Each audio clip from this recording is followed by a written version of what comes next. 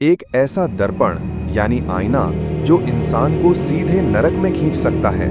एक ऐसा कब्रिस्तान जिसमें नवजात बच्चों की लाशें दबी हुई हैं और इस कब्रिस्तान की मालकिन कोई और नहीं बल्कि आदम की पहली पत्नी हव्वा की दुश्मन एक प्राचीन दैवी राक्षसी स्त्री है जो हजारों सालों से इंसानों के बच्चों को चुराने में आनंद लेती है। कहानी की शुरुआत होती है जब ये राक्षसी आत्मा एक नवजात बच्चे को चुरा लेती है। एक महिला और उसका पति दहशत में आकर घर के सारे आईने तोड़ देते हैं ताकि दानवी आत्मा को आने से रोका जा सके, लेकिन वे असफल रहते हैं। राक्षसी आत्मा शीशे के जरिए घर में प्रवेश कर जाती है। अंततः पति की गला रेत कर हत्या कर दी जाती है और बच्चा चुरा लिया जाता है। उस जगह एक नकली पपेट छोड़ दिया जाता है जिससे महिला पूरी तरह पागल हो जाती है। कुछ महीना बाद महिला की बहन रैचल एक बेटे को जन्म देती है। उसका पति जो एक बड़ी रेंज रोवर में आता है उसे घर ले आता है। रैचल पहली बार मां बनी है और अपने बेटे का नाम छोटा टंग युआन रखती है। वो उसे बहुत प्यार करती है। एक दिन डिलीवरी बॉय दरवाजा खटखटाता है। सास ने एक बड़ा डब्बा भेजा है। अंदर बच्चों के पुराने कपड़े हैं। रैचल के पति की शक्ल बिगड़ जाती है क्योंकि उसे पता है कि रैचल की बहन का बच्चा मर गया था और वो पागल हो गई थी। ये वही कपड़े हैं जो मरे हुए बच्चे के हैं और इस डब्बे में एक पुरानी किताब भी है। किताब में अजीब डरावने चित्र हैं और उस पर हिब्रू भाषा में कुछ लिखा है।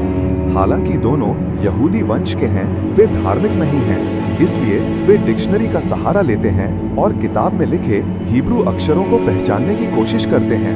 वे पाते हैं कि उसमें एक लोरी यानी लोरी की धुन लिखी हुई है।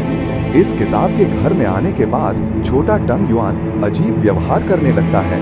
वो लगातार रोता रहता है, किसी भी तरीके से चुप नहीं होता। 6 महीने तक रैचल एक रात भी ठीक से नहीं सो पाई। वो यहाँ तक कि शौचालय जाते समय भी बच्चे को साथ ले जाती है। उसकी मानसिक हालत कमजोर हो जाती है। एक दिन वो फिर से वही पुरानी किताब उठाती है और उस लोरी को गुनगुनाती है। तभी बच्चा अचानक चुप हो जाता है। रैचल को लगता है जैसे कोई चमत्कार हो गया हो, लेकिन उसे ये नहीं पता कि हर बार जब वो ये लोरी गाती है घर के आईनों पर एक दरार बन जाती है और दानवों की दुनिया का रास्ता खुलता जा रहा है। जब उसका पति घर लौटता है तो वो बहुत खुश होता है कि बच्चा चुप रहता है। दोनों पति पत्नी कई महीनों बाद चैन की रात बिताते हैं और दूसरा बच्चा पैदा करने का प्लान बनाते हैं।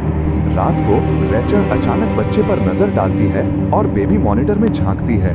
वहाँ एक भूतिया चेहरा दिखाई देता है। वो डर से चीख उठती है और दौड़कर बच्चे को देखने जाती है। बच्चा सही सलामत सो रहा होता है, लेकिन उसे यकीन नहीं आता। वो बार बार मॉनिटर को हिलाकर देखती है, लेकिन कुछ नहीं दिखता। इसी बीच ड्रेसिंग टेबल के शीशे में एक बूढ़ी औरत की परछाई नजर आती है। रैचल को नहीं पता कि उसने दानवी आत्मा को बुलाने की पहली प्रक्रिया पूरी कर दी है। पार्ट 2 देखने के लिए चैनल को सब्सक्राइब भी कर दीजिए प्लीज।